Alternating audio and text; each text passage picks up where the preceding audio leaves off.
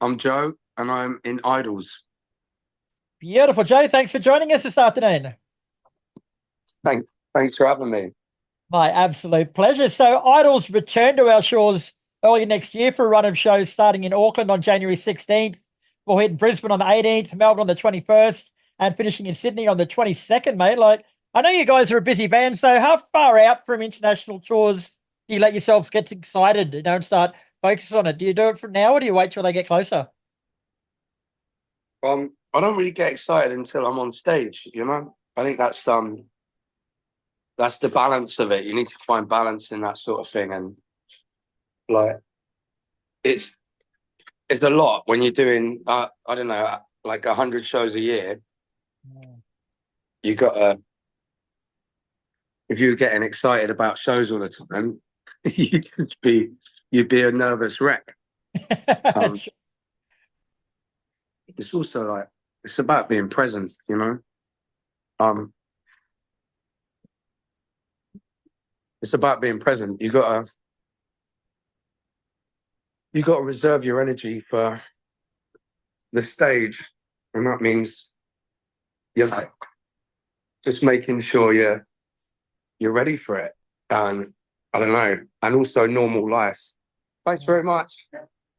Also normal life. Like I don't know. I think like getting excited about shows is a weird concept. Um, just because we treat them all the same. Like every show is the same to us. We give everything. I give 100% every day to every show. You're out here last in November 2022. So what's changed with the band in between visits? Um, uh, an album. Um, I don't know, like lots of things, personal life stuff. But we're the same band. We're still in love. We still love playing live. We still love writing music. We still hate the Tories. Still hate the monarchy, and we still love Palestine. Right. I actually went to the Brisbane show with that tour, mate, with a mate who's a massive fan of you guys. But I honestly hadn't heard one song of yours before that show. But I still rate it as one of the best live shows I saw that year, mate. So that shows how good you are live, I guess, for someone who'd never heard you before to walk out with that sort of feeling. Yeah, we're very good live. Yeah, very good. I mean, oh God, I've been locked out for an hour. You poor Um, bugger. yeah, yeah, man, we're great. We give everything we have to life, and you know, we spent the last 15 years figuring out how to conserve that energy, not conserve, preserve that energy in a record. So it's been a beautiful journey, and we're very grateful. Yeah. So how much planning and practice goes into your live shows, mate, or are they more sort of spontaneous? They're always spontaneous in terms of personal performances. Do you know what I mean? But we know the songs inside and out. Bowen makes a set list, and he really cares about the set list. And we've been working on the narrative and ebbs and flows, and the light show is important to us. It's all orchestrated with care and attention.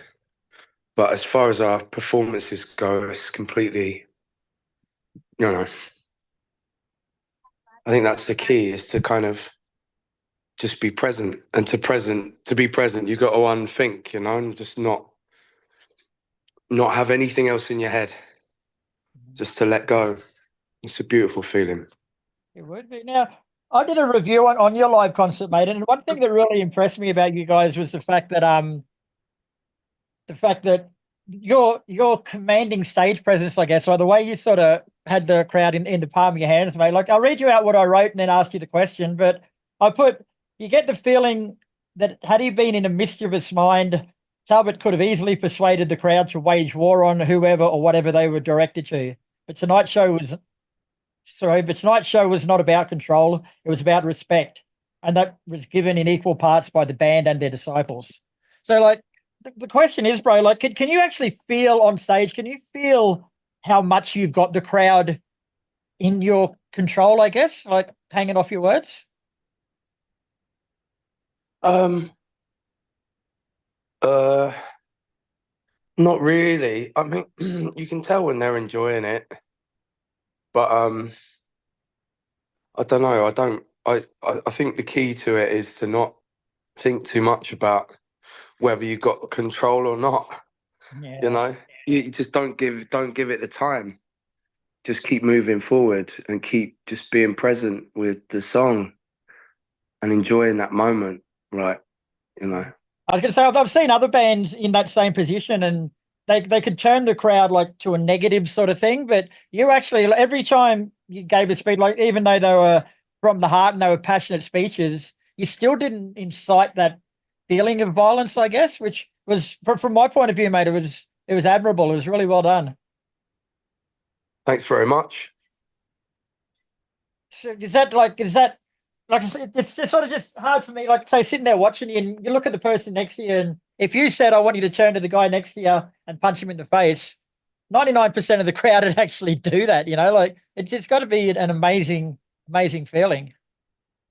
Um, What's amazing is being a part of it. I think the reason why you think that I have control, I don't think I do. Um, I think it's about the music. But I think the reason why people feel connected is because I feel connected, because I let myself go first. I show a sense of letting go because I started this band to feel part of something much greater than myself. I've got no interest in being a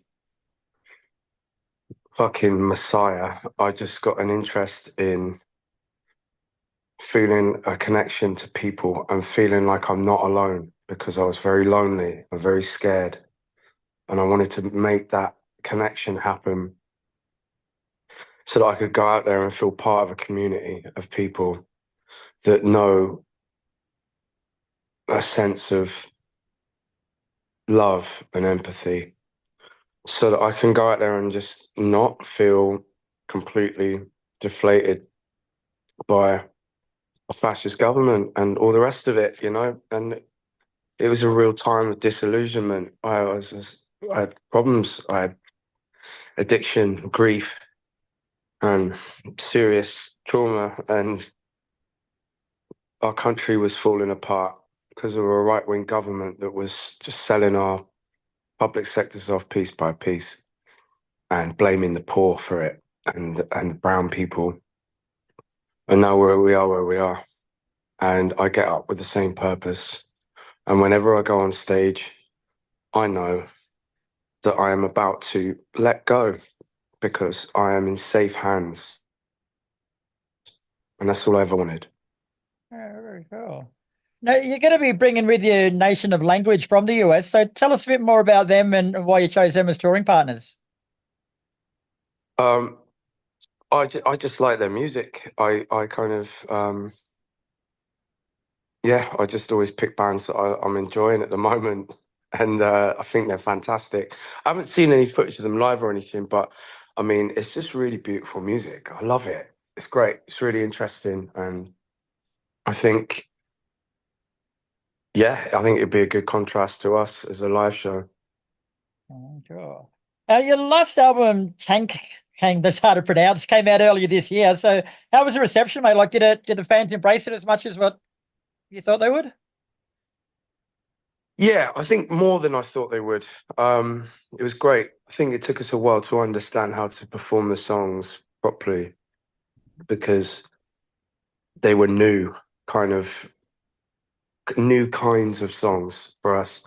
And with that comes a sense of detachment and not being able to let go and just be present in the moment.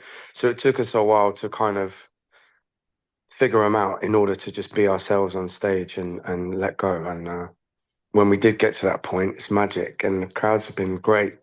I think the main difference is that we notice crowds dancing more now, and that's something we want to focus on more and get people dancing more. Yeah, cool. I just say someone's coming along to one of your Australian shows in a position like I was, where I hadn't heard any of your music before. Like, what three songs from Idols would you suggest they listen to get to know the band better before the live show? Um, that's a good one. I don't know. I don't know. Maybe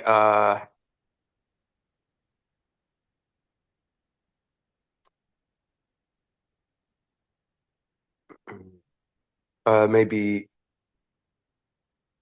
749 Goffo, um, and Beach and Ballroom and Rottweiler, so that they know Rottweiler, because a lot of people don't, and that's what we always end on.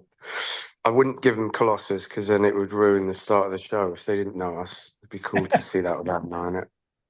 Very cool, mate. Now, before I let you go, Joe, I got a new segment I've introduced called Photo Bombs. So basically, before I speak to you, I go through your social media and pick out a few photos that I want to talk to you a little bit more about. So the first one I've got is this one. Like, eh, what? How cool is that? Like singing from the crowd like that, and is it a difficult thing to do? I never get in the crowd, my man. No, No, that, I don't like crowds. I found that on your That's Facebook. Bowen. That's Bowen. Oh, is it Bowen? Sorry. How have you ever been like any bad experiences from people jumping out like that?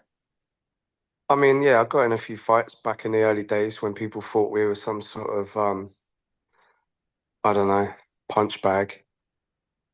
So I punched back, which is why I don't get in the crowd, because like someone sticks a finger up my ass and I'll stick a thumb through their eyeball.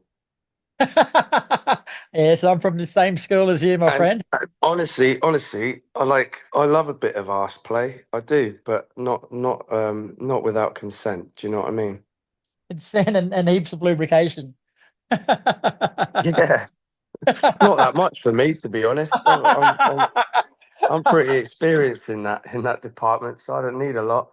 But yeah, no, I don't know. Like, I love our audiences and that, but I get anxiety when crowds and that, so I just stay out of it most of the time. I haven't been in a crowd for a long time. Yeah, right. Nothing against ours. I just I'm I'm not a crowd person. Never have been.